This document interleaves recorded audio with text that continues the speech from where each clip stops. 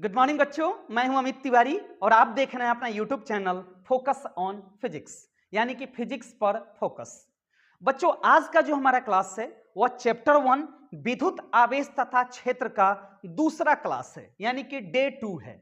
और इस डे 2 में हम पढ़ेंगे चैप्टर 1 फिजिक्स, यानी कि भौतिकी को हिंदी मीडियम में क्लास 12th के बच्चों के लिए विद्युत आवेश तथा क्षेत्र से रिलेटेड कुछ टर्म, कुछ इंपॉर्टेंट टॉपिक आज हम पढ़ने वाले हैं। तो बच्चों, बिना टाइम लैप्स किए हुए स्टार्ट करते हैं आज के क्लास को। आज के क्लास का बाबू पहला टॉपिक है विद्युत आवेश। आवेश के बारे में आप केमिस्ट्री में पढ़े होंगे, बहुत साल पहले से पढ़ रहे होंगे, यानी कि अप्रोक्स 6 to 7th क्लास से ही आप इसके बारे में पढ़ते आ रहे होंगे। आज इसी को हम डिटेल में समझने वाले हैं फिजिक्स के टर्म में। देखिए बाबू, सपोज कीजिए कि हमने लिख दिया कैल्शियम पर +2 चार्ज, सोडियम पर हमने लिख दिया +1 चार्ज और ऑक्सीजन पर -2 चार्ज लिख दिया हमने।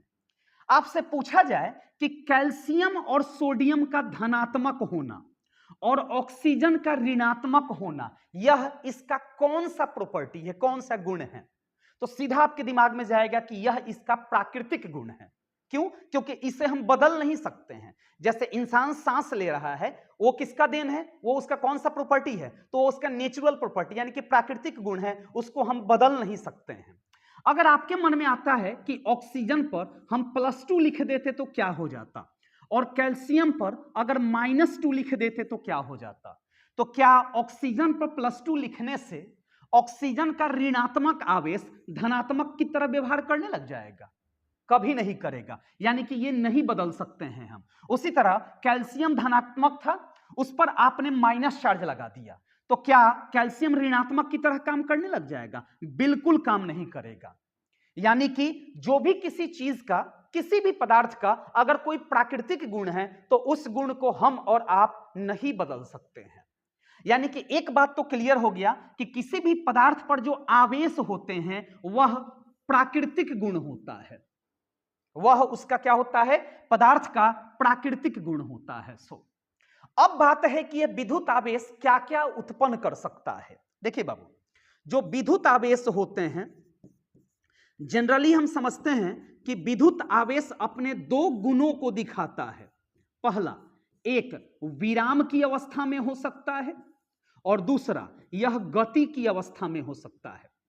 बाबू, अगर विराम की अवस्था में हुआ तो यह सिर्फ विद्युत क्षेत्र या फिर इसके प्रभाव को ही उत्पन्न कर सकता है। उसी तरह से अगर यह गति की अवस्था में रहा तो यह विद्युत क्षेत्र के साथ साथ, इसके बारे में हम लेक्चर 1 में पढ़े थे, डे 1 में, विद्युत क्षेत्र के साथ साथ चुंबकीय क्षेत्र भी उत्पन्न करता है। चुंबकीय क्षेत्र कहो या इसके प्रभाव को कहिए, ये उत्पन्न करते हैं। और इस दोनों को कॉमन रूप से क्या कहा जाता है? इस दोनों को, इसको कहा जाता है विद्युत चुंबकीय क्षेत्र। क्षेत्र के बदले में कहीं कहीं बल भी यूज किए जाते हैं और कहीं कहीं इसके बदले में प्रभाव भी देखने को मिलेंगे, यानी कि विद्युत चुंबकीय क्षेत्र उत्पन्न करता है। अब देखो, एक तो क्लियर हो गया कि विद्युत आवेश क्या क्या उत्पन्न कर सकता है। विद्युत क्षेत्र तो उत्पन्न करेगा ही, साथ साथ चुंबकीय क्षेत्र भी उत्पन्न करता है। यानी कि अब डेफिनेशन हमारा क्लियर हो गया कि विद्युत आवेश किसी भी पदार्थ का वह प्राकृतिक गुण है जिसके कारण पदार्थों में विद्युत बल, जिसके कारण पदार्थों में विद्युत बल, चुंबकीय बल तथा उनके प्रभाव उत्पन्न होते हैं। यानी कि किसी भी पदार्थ का वह प्राकृतिक गुण जिसके द्वारा पदार्थों में विद्युत बल, चुंबकीय बल अथवा उनके प्रभाव उत्पन्न हो सकते हो, उसे विद्युत आवेश कहा जाता है, यानी कि इलेक्ट्रिक चार्ज कहा जाता है। लेकिन इसमें एक और डेफिनेशन हमको दिख रहा है, दूसरा वाला, अथवा वाला, कि किसी भी पदार्थ पर इलेक्ट्रॉन का कम हो जाना या इलेक्ट्रॉन अधिक हो जाना भी विद्युत आवेश कहलाता है। अब ये क्या चीज है, तो थोड़ा लेक्चर 1 में वापस चलते हैं एक एग्जांपल के थ्रू। सपोज कीजिए बाबू, आपके पास एक ग्लास रॉड है, यानी कि शीशे का ग्लास है। किस चीज का है? यह कांच का बना हुआ है, कांच का एक छड़ है, ठीक है। अच्छा, यहां पर एक ऊन ले लिए, ऊन का कपड़ा, यहां पर आपने एक ऊन का कपड़ा ले लिया, ठीक है ना। ऊन से बने हुए पदार्थ हैं, ये कपड़ा है। अब आपने क्या किया कि इस कांच की छड़ को ऊन से जोर से रगड़ना शुरू किया। जैसे कांच की छड़ हो गए, ये ऊन हो गया, जोर से रगड़ना आपने शुरू किया। अब आप पढ़े थे कि जब कांच की छड़ को ऊन से रगड़ा जाता है तो कांच की छड़ से इलेक्ट्रॉन निकल करके ऊन पे जमा होने लग जाता है। इसके बारे में पूरा डिटेल चर्चा किया गया था डे 1 में, यानी कि फर्स्ट लेक्चर में। आप जरूर जाकर के वहां पढ़ लेंगे तो ये समझ में आ जाएगा कि क्यों ऐसा हो रहा है। वहां पर एक सारणी बताई गई थी, स्थिर वैद्युत सारणी, जिसके अकॉर्डिंग पॉजिटिव और निगेटिव चार्ज बन रहे थे और दिखाया गया था वहां पर। सो अब चूंकि इससे इलेक्ट्रॉन निकल रहा है तो इससे इलेक्ट्रॉन लॉस हो रहा है और इस पर इलेक्ट्रॉन क्या हो रहा है, गेन हो रहा है। तो जब लॉस हो तो उस पर धनात्मक आवेश और गेन हो तो उस पर ऋणात्मक आवेश बनते हैं। लॉस होने का मतलब इलेक्ट्रॉन कम हो जाना, ठीक है ना, और गेन होने का मतलब क्या होता है, इलेक्ट्रॉन अधिक हो जाना। अब समझ में आ गई ना, डेफिनेशन क्लियर हुआ ना कि किसी पदार्थ पर इलेक्ट्रॉन का कम होना, आप देखो यहां पर कम हो गया, अथवा किसी पदार्थ पर इलेक्ट्रॉन का अधिक हो जाना भी विद्युत आवेश कहलाता है। ठीक है ना, क्लियर हुआ कि किसी पदार्थ पर अगर इलेक्ट्रॉन कम हो जाता है तो उस पर कौन सा चार्ज बनेगा, पॉजिटिव चार्ज बनेगा, और किसी पर इलेक्ट्रॉन अधिक हो जाता है तो उस पर निगेटिव चार्ज बनेगा। इसके लिए बड़ा विस्तार से एक श्रेणी बताया गया था, उसको देख लीजिएगा आप लोग। इसको थोड़ा मिटा रहे हैं, इसकी जरूरत है हमें अभी, इसे हम इरेज कर रहे हैं। आप नोट कर लीजिएगा एग्जाम्पल के तौर पर। दूसरा डेफिनेशन भी क्लियर हुआ इसके थ्रू। अब आप देखें, थोड़ा सा एक छोटा सा ट्रिक बता दें हम केमिस्ट्री के लैंग्वेज में, एक ट्रिक बता दें ताकि आप कम से कम 1 से 20 तक के एलिमेंट में मैक्सिमम एलिमेंट का चार्ज निकाल सके, विद्युत आवेश निकाल सकते हैं। जैसे सपोज कीजिए आपको क्वेश्चन दे दिया गया कि सोडियम का विद्युत आवेश निकालो, यानी कि आवेश निकालने हैं। ठीक है, अब देखिए बाबू, सबसे पहले जिस एलिमेंट का आवेश निकालना है उसका परमाणु संख्या लिख दीजिए। तो सोडियम 11 नंबर पर होता है, और आपको पता है कि जितने परमाणु संख्या होते हैं उसमें उतना ही इलेक्ट्रॉन और उतना ही प्रोटॉन माना जाता है जब वह आवेशित नहीं हो तब। ठीक है ना, तो इसमें कितना हो जाएगा, 11, यानी कि इलेक्ट्रॉन 11 हो गया।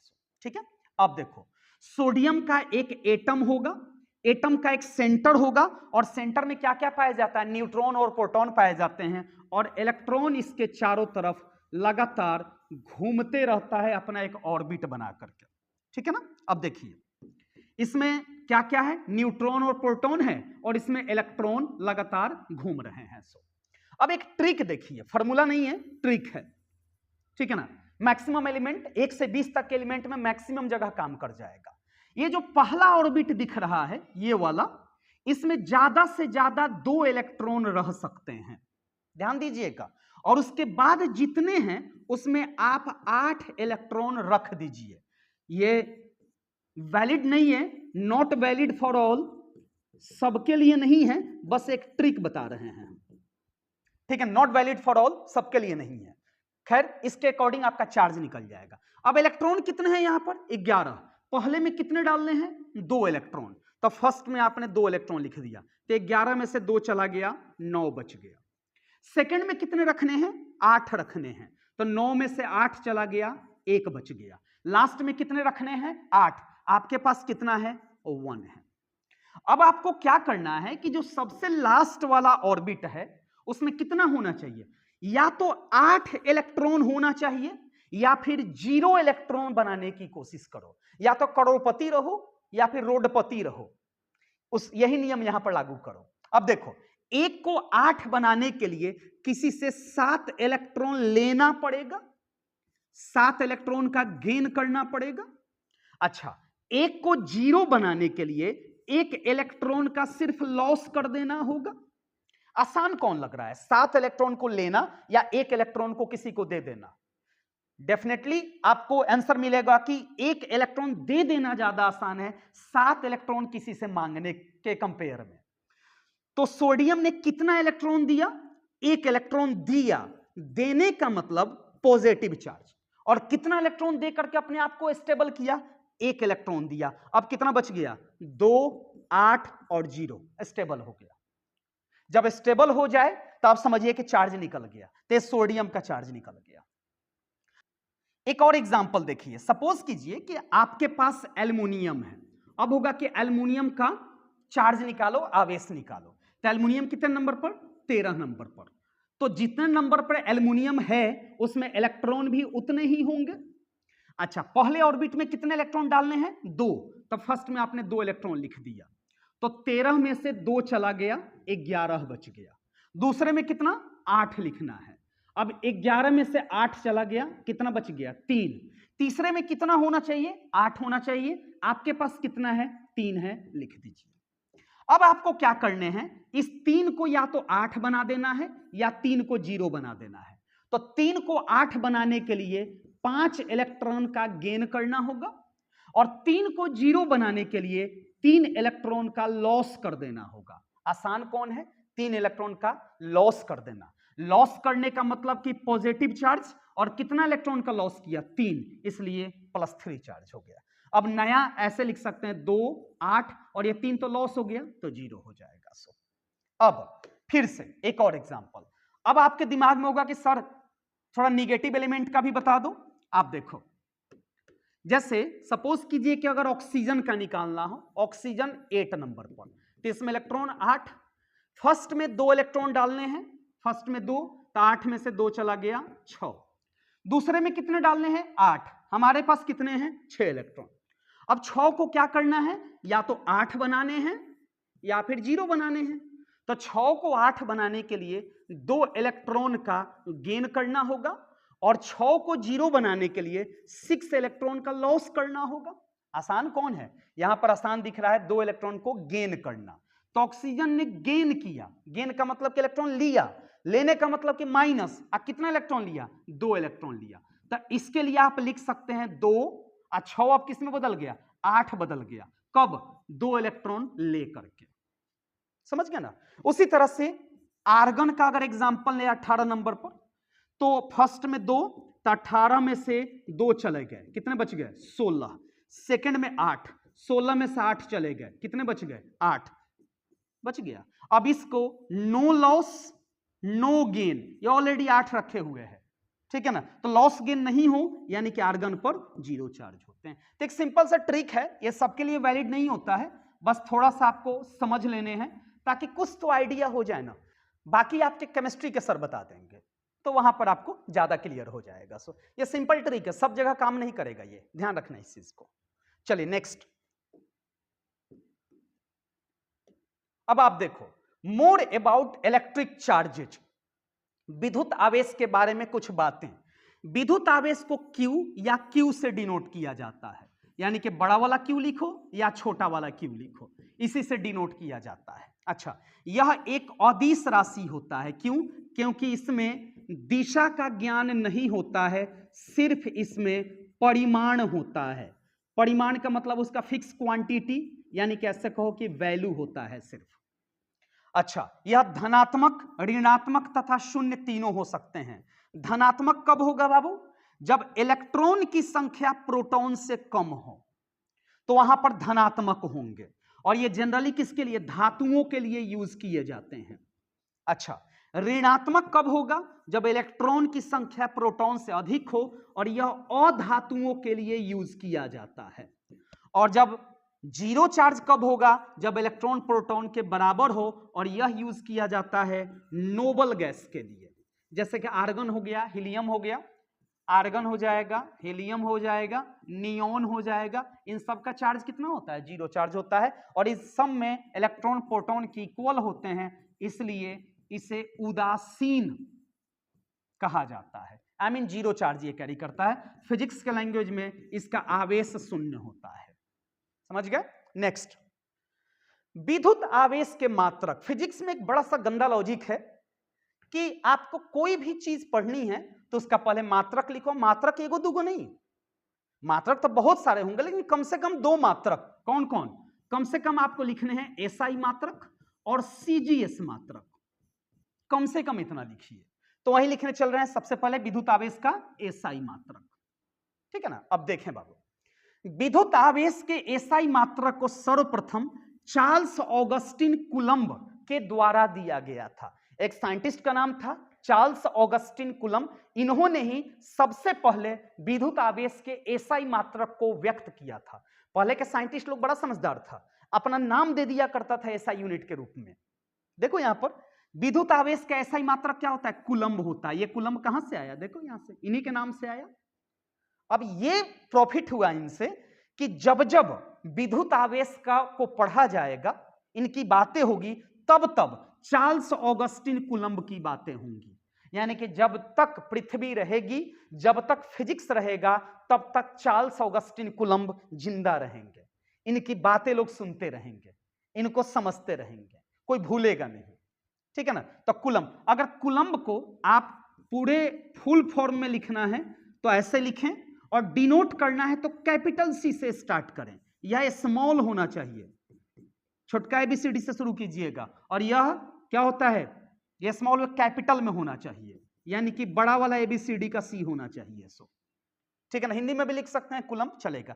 लेकिन यह इतना ही नहीं है बाबू, इसके लिए एक विशेष है।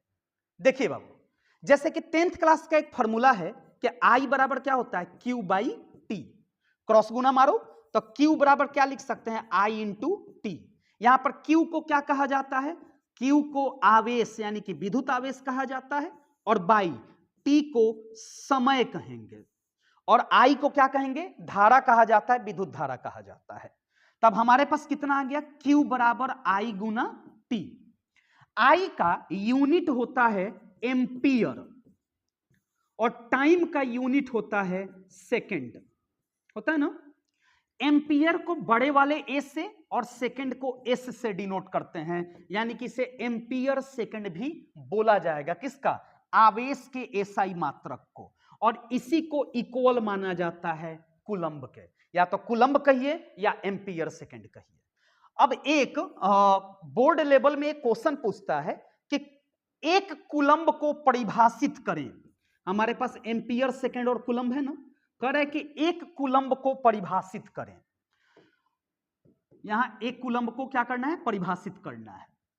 तो हम बोलेंगे कि जब किसी सुचालक से 1 एम्पियर का विद्युत धारा 1 सेकंड तक प्रवाहित हो रहा हो, तो उत्पन्न आवेश 1 कूलम्ब के बराबर होंगे। फिर से, जब किसी सुचालक से 1 एम्पियर का विद्युत धारा 1 सेकंड तक प्रवाहित हो रहा हो, तो जो विद्युत आवेश उत्पन्न होगा वह 1 कूलम्ब के बराबर होगा। सो ये डेफिनेशन याद कर लीजिएगा, ठीक है ना? कभी कभी एग्जाम में पूछते हैं क्वेश्चन। सो ठीक है ना? क्लियर हो गया कि या तो ऐसा यूनिट के रूप में क्या क्या लिखने हैं आपको, या तो एम्पियर सेकंड लिखिए या कूलम्ब लिखिए, दोनों सही है। ठीक है? ओरिजिनल एम्पियर सेकंड होता है, और इन्होंने अपने नाम के रिगार्ड में कूलम्ब रख दिया। नेक्स्ट, अब सबसे कॉम्प्लिकेटेड टॉपिक सीजीएस मात्रक, बड़ा कॉम्प्लिकेटेड है ये। देखिएगा बाबू, सीजीएस, सी का मतलब सेंटी, जी का मतलब ग्राम, और एस का मतलब सेकंड। अब थोड़ा सा दिमाग दौड़ाइए कि सेंटीमीटर किसका मात्रक होता है? लंबाई का होता है, एसआई मात्रक नहीं, सिर्फ मात्रक। ग्राम किसका होता है? तो आपको पता है द्रव्यमान का होता है, ऐसा यूनिट केजी होता है। और सेकंड किसका होता है बाबू? समय का होता है। तो कोई पूछे सीजीएस को परिभाषित करें, तो आप बोलिएगा कि मात्रकों की ऐसी पद्धति जिसमें लंबाई को सेंटीमीटर में, द्रव्यमान को ग्राम में, और समय को सेकंड में मापा जाता है या सेकंड में व्यक्त किया जाता हो, उसे सीजीएस मात्रक कहा जाता है। मात्रकों की ऐसी पद्धति जिसमें लंबाई को सेंटीमीटर, द्रव्यमान को ग्राम और समय को सेकंड में व्यक्त किया जाता है, उसी को सीजीएस कहा जाता है। सो क्लियर हो गया? अब इसका ऐसा यूनिट तो पढ़े ना बाबू, पीछे क्या था ऐसा यूनिट? याद करो, ऐसा यूनिट था या तो आप एम्पियर सेकंड लिखिए या फिर कूलम्ब लिखिए। ध्यान रखिएगा इस चीज को। किसके बारे में पढ़ रहे हैं हम लोग? आवेश के बारे में पढ़ रहे हैं। और आपको पता है कि आवेश अपने 2 गुणों के लिए बड़ा फेमस है। पहला विराम में रहने के लिए, और दूसरा मोशन में, गति में रहने के लिए। तो बाबू ये तो पढ़े थे हम लोग लेक्चर 1 में कि जब आवेश विराम की अवस्था में हो तब भौतिक विज्ञान के जिस शाखा में आवेशों के विराम के गुणों का अध्ययन किया जाता है उसे कहा जाता है स्थिर वैद्युतिकी। उसे स्थिर वैद्युतिकी कहा जाता है। लेकिन जब आवेशों के गति के बारे में जिस भौतिक विज्ञान की शाखा में पढ़ी जाती है उसे कहा जाता है विद्युत गतिकी। ध्यान से देखना बाबू, पिछला वाला क्लास भी थोड़ा सा रिकैप हो जाएगा। विद्युत गतिकी कहा जाता है सो, ठीक है ना। अच्छा, आप तो पढ़े थे, अभी जस्ट पढ़े हैं कि अगर स्थिर अवस्था में हो तो क्या क्या उत्पन्न होता है। वहां पर सिर्फ विद्युत क्षेत्र उत्पन्न होते हैं या इसके प्रभाव उत्पन्न होते हैं। लेकिन गति की अवस्था में हो तो क्या क्या उत्पन्न होगा। विद्युत क्षेत्र तो उत्पन्न होने ही है, आवेश है तो उत्पन्न होगा ही, साथ साथ चुंबकीय क्षेत्र भी उत्पन्न होता है। चुंबकीय क्षेत्र भी उत्पन्न होता है और इस दोनों को एक साथ आप कह सकते हैं विद्युत चुंबकीय क्षेत्र। एक साथ नाम दें, विद्युत चुंबकीय क्षेत्र लिखिए या प्रभाव लिखिए या बल लिखिए सो, ठीक है। अच्छा, अब यूनिट में आते हैं, मात्रक में आते हैं बाबू। जब आवेश विराम की अवस्था में हो तो उस समय उसका मात्रक होता है, कौन सा मात्रक, सीजीएस मात्रक होता है ईएसयू। ईएसयू क्या है, ईएसयू का फुल फॉर्म होता है इलेक्ट्रोस्टैटिक यूनिट, हिंदी में स्थिर वैद्युत मात्रक कहा जाता है। जब विद्युत स्थिर अवस्था में हो तो उस समय जो मात्रक होगा उसको ईएसयू कहेंगे। अच्छा बाबू, इसी ईएसयू को दूसरा नाम दिया जाता है फ्रैंकलिन, बेंजामिन फ्रैंकलिन। उन्होंने ही सबसे पहले स्थिर विद्युत के बारे में पतंग उड़ा करके, याद है ना, कहानी पढ़े होंगे आप लोग, उसी से सबसे पहले इन्होंने ही स्टार्ट किया था, पता किया था फ्रैंकलिन। हालांकि ये यूज कम किए जाते हैं। अच्छा, तीसरा आता है सबसे इंपॉर्टेंट, सबसे ज्यादा यूज होने वाला, स्टैट कुलम्ब। इसको आप पढ़ सकते हैं स्टैट कुलम्ब, पढ़ें कुलम्ब, स्टैट कुलम्ब पढ़ सकते हैं, ठीक है।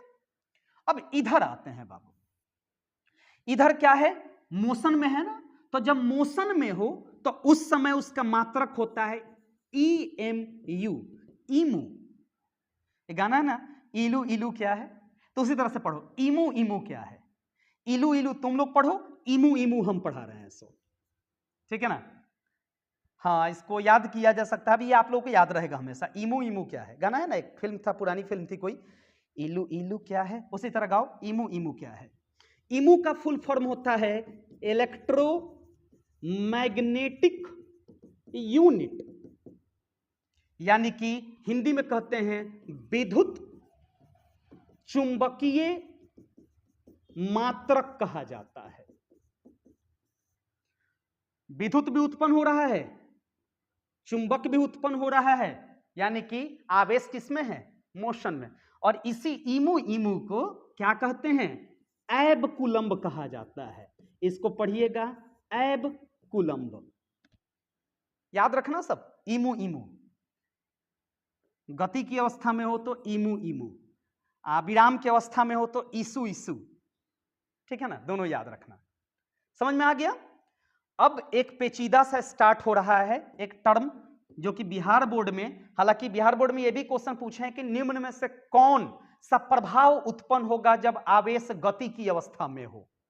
ऑप्शन ए ये दे देता है, ऑप्शन बी ये दे देता है, ऑप्शन सी में या तो इसको देता है या लिख देता है बोथ ए एंड बी, ठीक है ना। तो आप देख लीजिएगा, अगर ये ऑप्शन सी में ये दिखे या कहीं पर भी ये दिखे तो इस पर टिक लगा दीजिएगा, अगर ये नहीं दिखे तब ये दोनों वाले ऑप्शन पर टिक लगाइएगा। दो ऑप्शन पर मत लगाना, सब दिया रहेगा एक जगह दोनों। अब हमें क्या करने हैं, एसआई यूनिट और रेस्ट वाला सिस्टम और इसमें और मोशन वाले सिस्टम में रिलेशन पढ़ना है। न्यूमेरिकल में काम आता है बहुत ज्यादा, यानी कि आपको अब पढ़ाने चल रहे हैं रिलेशन बिटवीन, हेडिंग लगाइए, relation between SI unit and CGS unit. किसके बारे में? विद्युत आवेश, यानी कि एसआई मात्रक तथा सीजीएस मात्रक में संबंध पढ़ने चल रहे हैं। सबसे पहला कंडीशन आता है रेस्ट के लिए, फॉर रेस्ट, यानी कि विराम के लिए। बाबू विराम के लिए, तो विराम के लिए हो या गति के लिए हो, एसआई यूनिट तो सेम ही होने वाला है। तो एसआई यूनिट क्या होता है? या तो एम्पियर सेकंड लिखिए या फिर कूलम्ब लिखिए। लेकिन वहीं अगर सीजीएस की बातें की जाए कि सीजीएस यूनिट कौन कौन होता है, तो आप क्या कहेंगे? पहला होता है ईसु, दूसरा होगा फ्रैंकलिन और तीसरा होगा ईमू। ये तीनों लिखे जा, सॉरी ईमू नहीं, तीसरा होगा यहां पर स्टैट कूलम्ब होगा। ठीक है ना। और ये तीनों को हम सीजीएस में मान सकते हैं कब? जब वह किस अवस्था में हो? विराम अवस्था में हो। तो अब इसी तीनों को कूलम्ब के बीच का रिलेशन देखना है। देखिए इधर बताते हैं। देखना बाबू, एक कूलम्ब बराबर होता है 3 गुने 10 का पावर 9 ESU। अब ESU के बदले में फ्रैंकलिन में लिख सकते हो। 3 गुने 10 का पावर 9 फ्रैंकलिन, और तीसरा एक कूलम्ब बराबर 3 गुने 10 का पावर 9 स्टैट कूलम्ब। लेकिन बोर्ड में ऐसे नहीं पूछा इतने आसान से, इतना आसान क्वेश्चन नहीं दिया। वो पूछ दिया कि एक स्टैट कूलम्ब कितना के बराबर होता है, और ऑप्शन लगा दिए। सारे बच्चे पढ़ के गए थे एक कूलम्ब कितने के बराबर होते हैं, और उसने क्वेश्चन लगा दिया एक स्टैट कूलम्ब कितना के बराबर होता है। इसको नीचे फेंको, एक कूलम्ब और 3 गुने 10 का पावर 9। इधर सिर्फ बच गया स्टैट कूलम्ब, कुछ नहीं बचा तो 1 लगा दो, कोई नंबर नहीं बचा तो ऊपर भेजो। तो 1/3 और 10 का पावर 9 ऊपर गया, कूलम्ब बराबर हो गया एक स्टैट कूलम्ब। हाँ, फाइनली रेस्ट के लिए क्लियर हुआ। अब स्टैट कूलम्ब के बदले में आप फ्रैंकलिन भी लिख सकते हैं, स्टैट कूलम्ब के बदले में फ्रैंकलिन भी लिखे जा सकते हैं, और स्टैट कूलम्ब के बदले में ESU भी लिखे जा सकते हैं। ठीक है, चलिए नेक्स्ट, इसको थोड़ा साइड करते हैं। हमें पढ़ने हैं क्या? हमें पढ़ने हैं अब 2 नंबर में फॉर मोशन, गति के लिए। बाद में इसको पढ़ेंगे फॉर मोशन, यानी कि गति के लिए। देखें बाबू ध्यान से, फॉर मोशन। अब देखिए मोशन के लिए एसआई यूनिट तो सेम होने वाला है। एसआई यूनिट रेस्ट में हो या मोशन में हो क्या फर्क पड़ता है? कूलम्ब होगा या एम्पियर सेकंड होगा। लेकिन उसका सीजीएस यूनिट जो होगा वह अलग अलग होगा। याद आ गया? ईमू ईमू ईमू लिखो या फिर एब कूलम्ब लिखो, दोनों ठीक है। अब इस दोनों का रिलेशन पढ़ना है इसके साथ, यानी कि कूलम्ब के साथ। तो बाबू होता है एक कूलम्ब बराबर 1/10 EMU, क्रॉस गुना मारो, 10 कूलम्ब बराबर 1 EMU होता है। अब EMU के बदले में एब कूलम्ब भी आप लिख सकते हैं। एक सिचुएशन बता रहे हैं कि हालांकि ये पूछता तो नहीं है, लेकिन एक सिचुएशन बता दे रहे हैं कि क्या पता कि कहीं पूछ दे। अब पूछ दे कि ESU और EMU में रिलेशन बताओ, यानी कि स्टैट कूलम्ब और एब कूलम्ब में रिलेशन बताओ। तो देखो ऐसे उठाएंगे, यहां से उठाइए ये वाला, ठीक है ना। तो कितना था? एक कूलम्ब बराबर 3 गुने 10 का पावर 9 ESU या स्टैट कूलम्ब लिखो। इसको इक्वेशन फर्स्ट। यहां देखो एक कूलम्ब बराबर इतना, तो एक कूलम्ब बराबर 1/10 EMU, इक्वेशन सेकंड हो गया। दोनों का LHS सेम है तो RHS भी क्या होगा? सेम होगा। तो लिखेंगे समीकरण 1 तथा 2 से क्या क्या हो जाएंगे बाबू? अभी लिख दो।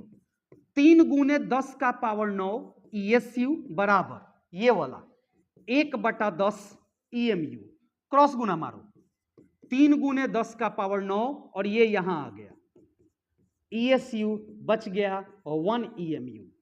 गुना कर लो, 3 गुने कुछ नहीं है तो 1 है, आधार सेम हो तो पावर जोड़ देंगे, 9 1 10, ESU बराबर हो जाएगा 1 EMU। हालांकि ये पूछता नहीं है, लेकिन बता दिए हैं, क्या पता कहीं पूछ दे। कुछ ठीक नहीं है, कुछ भी कहा नहीं जा सकता है। सो देखें आगे जगह है या नहीं है। आगे जगह नहीं है, इसी को हमें मिटाने पड़ेंगे। मिटा रहे हैं बाबू इसको, आगे टॉपिक बदल जाएंगे।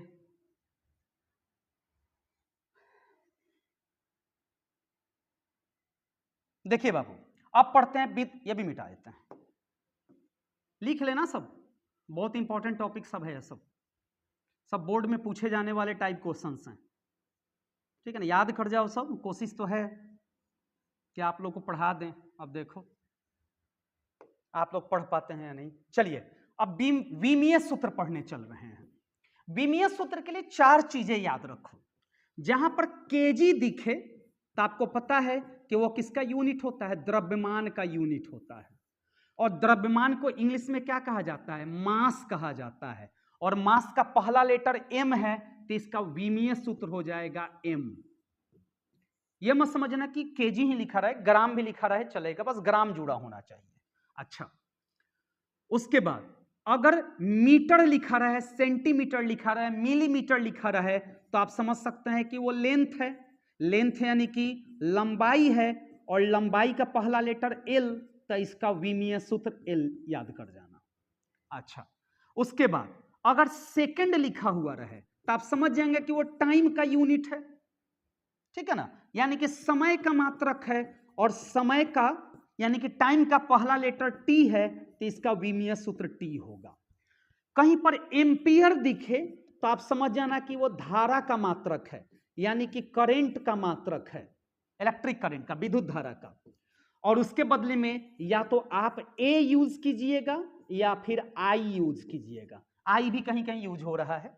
तो चलिए विद्युत आवेश का निकाल रहे हैं, ये चारों याद रखने हैं, आपका 12th उम्मीद निकल जाएगा। I बराबर कितना होता है, Q बाई टी। हमें तो विद्युत आवेश निकालना है, तो Q निकालो, I गुना टी। I का यूनिट एम्पियर और टाइम का सेकंड, ये तो यूनिट हो गया, जो कि किसके बराबर होता है, कूलम्ब के बराबर होता है। खैर अब देखो एम्पियर के सामने क्या है, A है, तो विमीय सूत्र A लिख दीजिए, गुना सेकंड के सामने T है, तो यहां लिख देंगे T, गुना कर दो, AT को एक साथ कर दो, ब्रैकेट कवर, कुछ नहीं है तो 1 1 कर दीजिए। ऐसे भी लिख सकते हैं M0 L0 T1 A1। 11th में पढ़े होंगे सब इसके बारे में, बड़ा डिटेल पढ़ाई है, चैप्टर ही है, यूनिट एंड डायमेंशंस। इसको आप ऐसे भी लिख सकते हैं M0 L0 T1 और I1 भी कहीं कहीं आपको मिल जाएंगे। ये हो गया विद्युत आवेश का विमीय सूत्र। नेक्स्ट, विद्युत आवेश के प्रकार। बाबू अब आप कह रहे होंगे सर जी हम तो विद्युत आवेश के बारे में पढ़े हैं कि 2 प्रकार के होते हैं, एक धनात्मक एक ऋणात्मक। बिल्कुल पहुंचेंगे, वहीं पर आ रहे हैं, लेकिन इसको थोड़ा सा एक्सप्लेन कर ले फिर पहुंच रहे हैं। देखिए एक साइंटिस्ट थे फ्रांस के रहने वाले, चार्ल्स ड्यूफे। इन्होंने जब विद्युत आवेश को बांट रहे थे, उनके भागों में विभाजित कर रहे थे, तब इन्होंने देखा था, या ऐसे समझो कि इन्होंने एक कांच की छड़ को लिया, ठीक है ना, और एक रेसिन से बना हुआ कोई कपड़ा लिया। यह कांच का छड़ था, कांच का छड़ यानी कि शीशे का ग्लास कह सकते हैं, ग्लास रॉड था। और ये रेसिन था, रेसिन जैसे कि सिल्क, और सिल्क को हिंदी में क्या कहेंगे, रेशम कहेंगे। तो जब कांच की छड़ को रेसिन से रगड़ा गया तो उस समय देखा गया कि कांच की छड़ से इलेक्ट्रॉन निकल करके रेसिन पे जाने लग गया था। तो जब चार्ल्स ड्यूफे पढ़ रहे थे, विद्युत आवेश को बांट रहे थे, तो इस दोनों के प्रक्रिया में कांच की छड़ पर जो आवेश उत्पन्न हुआ उसका नाम रख दिया उन्होंने कांचमय आवेश। कांच की छड़ कांचमय आवेश। और जो रेसिन पर उत्पन्न हुआ उसको उन्होंने नाम रख दिया रालमय आवेश। समझना, उस समय धनात्मक ऋणात्मक नहीं था। मतलब कि चार्ल्स ड्यूफे का कहना था कि इस दुनिया में 2 ही प्रकार की वस्तुएं थी जिस पर आवेश उत्पन्न हो सकते थे। ऐसा भी होगा कि चार्ल्स ड्यूक है, बस इस दोनों पर एक्सपेरिमेंट करके नाम दे करके छोड़ दिए होंगे, बाकी पदार्थों के बारे में सोचे ही नहीं होंगे। अब बात है कि विट्रस चार्ज और रेसिनस चार्ज क्यों? तो बाबू कांच जो है, ग्लास, वह एक लैटिन वर्ड से बना हुआ है, लैटिन वर्ड से बना है, लैटिन वर्ड है विट्रम, जिसका मतलब होता है ग्लास। अब विट्रम से क्या बन गया? विट्रस बन गया। और रेसिन से क्या बन गया? रेसिनस चार्ज बन गया, बस। लेकिन यह बात किसी दूसरे को हजम नहीं हुआ। बोले कि ना, ऐसे कैसे हो सकता है कि दुनिया में दो ही चीजें हो। फिर बेंजामिन फ्रैंकलिन आए, अमेरिकन साइंटिस्ट थे। 1750 में इन्होंने कहा कि नहीं, दुनिया में ग्लास के अलावा, यानी कि कांच की छड़ के अलावा और रेसिन के कपड़े के अलावा, रेसिन जैसे पदार्थों के अलावा भी कुछ चीजें हैं जो आवेश उत्पन्न करते हैं, जैसे कि human skin, human hair, wood, amber, ebonite. यानी कि इन्होंने कहा कि बहुत सारी चीजें हैं दुनिया में, बहुत सारी चीजें हैं जो कि आवेश उत्पन्न करती हैं। ये दो ही रहती तब ये नाम सही रहता, लेकिन चूंकि वस्तुएं तो बहुत थी, बहुत सारे पदार्थ थे, तो बस उन्होंने विट्रस का नाम बदल दिया। विट्रस चार्ज का नाम बदल के क्या रख दिया? धनात्मक आवेश रख दिया। और रेसिनस चार्ज का नाम बदल के क्या रख दिया? ऋणात्मक आवेश रख दिया। यानी कि अब आवेश दो प्रकार के हो गए, धनात्मक और ऋणात्मक, पॉजिटिव एंड निगेटिव चार्ज। ये कब हुआ था? 1750 में हुआ था। किसके द्वारा? बेंजामिन फ्रैंकलिन के द्वारा। साइंटिस्ट का क्या नाम था? साइंटिस्ट का नाम था बेंजामिन फ्रैंकलिन। कहां के रहने वाले थे? अमेरिकन साइंटिस्ट थे, अमेरिका के रहने वाले थे। अब इसको नेग्लेक्ट कर दिया गया, कांचमय आवेश और रालमय आवेश को, यानी कि विट्रस और रेसिनस को, और ट्रेंडिंग में आ गया positive charge and negative charge. और आज तक यह ट्रेंड कर रहा है, 350 सालों से लगभग ये ट्रेंड कर रहा है आज तक।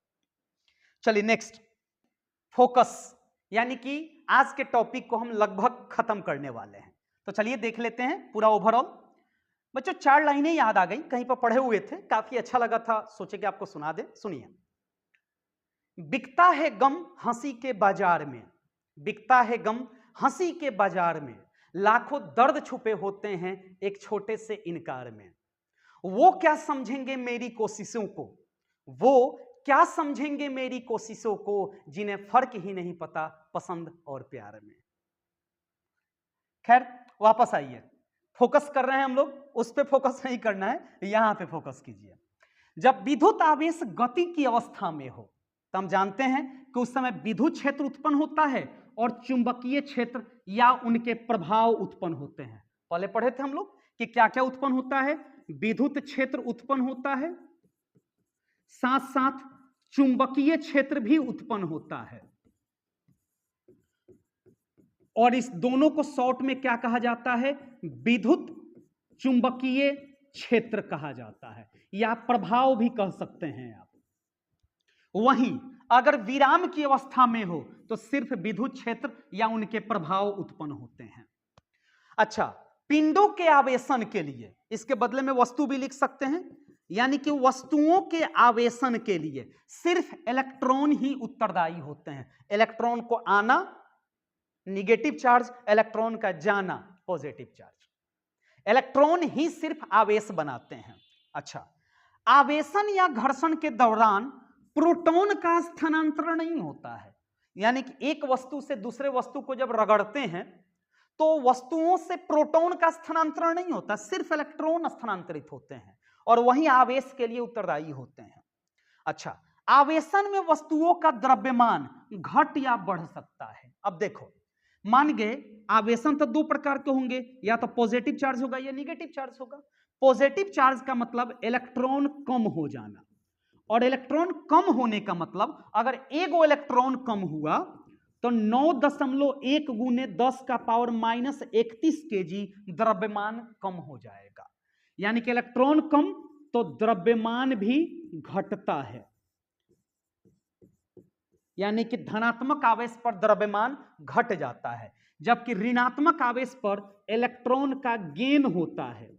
गेन का मतलब ऐसे समझो कि इलेक्ट्रॉन अधिक होता है, और अधिक होने का मतलब द्रव्यमान भी अधिक हो जाएगा। यानी कि जितने निगेटिव चार्ज होते हैं उस पर द्रव्यमान अधिक होता है, और जिस पर पॉजिटिव चार्ज होता है उसका द्रव्यमान कम होता है। वही कह रहा है कि घट या बढ़ सकता है। सो नेक्स्ट, एम्बर एक प्रकार का रेसिन होता है। एम्बर एक प्रकार का रेसिन होता है, पढ़े ना, रेसिनस चार्ज। ये कहां पाया जाता है? बाल्टिक ओशियन के किनारे। ये हल्का येलोइस कलर का चिपचिपा कोई पदार्थ होता है, चिपचिपा टाइप होता है, जो चार्जेस कौन सा स्थिर वैद्युत क्रिएट करता है, उत्पन्न करता है।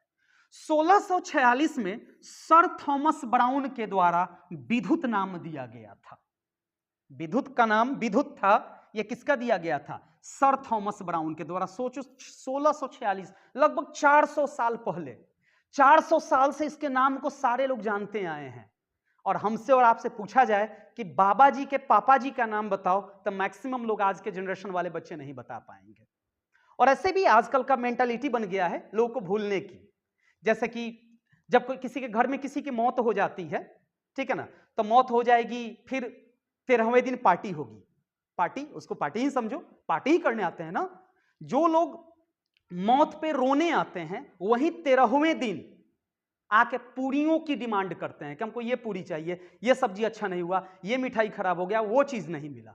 सोचो कि इंसान का फितरत कितना खराब है। ये भी नहीं सोचता है कि हम कहां पे आए हैं, कहां पे खाना खाने आए हैं। सो ये भी सोचना चाहिए ना। अगर सब्जी में नमक कम हो गया तो चिल्लाने लग जाएगा, ठीक है ना। अगर कुछ खाना उसको कम मिल गया तो चिल्लाने लग जाएगा। ये भी नहीं सोचेगा कि किसी के मरने पर दुख में हम शामिल होने आए हैं, वो पार्टी एंजॉय करने आता है, ठीक है ना। इसलिए किस पे क्या विश्वास किया जाए? सबसे पहले क्या होते हैं कि समाज के लोग, गांव के लोग या अगल बगल के लोग पहले भूलेंगे, फिर आपके घर वाले समय के साथ आपको भूलते चले जाएंगे। आपकी फोटो दीवार पर लगी रहेंगी, बस टंगी हुई है टंगी हुई है, देखते देखते लोगों को आदत हो जाएगा। जब वो फोटो खराब होने लग जाएगा तो लोग उसको बनवाने की कोशिश नहीं करेगा, पहले खुद खूब अफसोस करेगा। उसके बाद क्या करेगा? उस फोटो को जो आने वाला जनरेशन होगा वो घर के बाहर फेंक देगा। आपका अस्तित्व खत्म। आप थे भी, आप कैसे दिखते थे, आने वाला जनरेशन नहीं जान पाएगा। आज के समय में तो फोटो लोग देख लेता है, लेकिन नेचर नहीं समझ पाएगा आने वाला जनरेशन। ये है दुनिया। और सोचो कि इस इंसान को हम लोग 400 सालों से ढो रहे हैं, याद कर रहे हैं। कितना लकी इंसान है ये। इसका बेटा बेटी पोता पोती याद इसको कर रहा हो या नहीं कर रहा हो, लेकिन हम लोग इसके कोई नहीं है फिर भी इसको याद कर रहे हैं। खैर छोड़िए, आइए अब देखिए इलेक्ट्रॉन का आवेश। बच्चों फटाफट बताओ, इलेक्ट्रॉन का आवेश कितना होता है? -1.6 और 10 का पावर -19 कूलम्ब। प्रोटॉन का +1.6, 10 का पावर -19 कूलम्ब। इसको प्लस करना, ये प्लस मत करना। और न्यूट्रॉन का 0, यानी कि इसका आवेश 0 होता है। वहीं अगर देखें द्रव्यमान, तो इलेक्ट्रॉन का द्रव्यमान होता है 9.1, 10 का पावर -31 kg। प्रोटॉन का होता है 1.672, 10 का पावर -27 kg। और जिस पर 0 चार्ज होता है यानी कि न्यूट्रॉन, इसका द्रव्यमान लगभग प्रोटॉन के बराबर होता है, 10 का पावर -27 kg। अगर ग्राम में परिवर्तित करना होगा तो 10 का पावर 3 से सब में गुना कर दीजिएगा। तो इलेक्ट्रॉन का चार्ज पता चल गया, प्रोटॉन का चार्ज, न्यूट्रॉन का चार्ज पता चल गया, इन तीनों के मास भी पता चल गया। तो बच्चों आज रहने देते हैं, मिलते हैं नेक्स्ट क्लास में। तब तक के लिए खुश रहिए, सुरक्षित रहिए, और सबसे इंपॉर्टेंट पढ़ते रहिए, और साथ साथ मुझे सपोर्ट भी करते रहिए। Thank you so much Babu.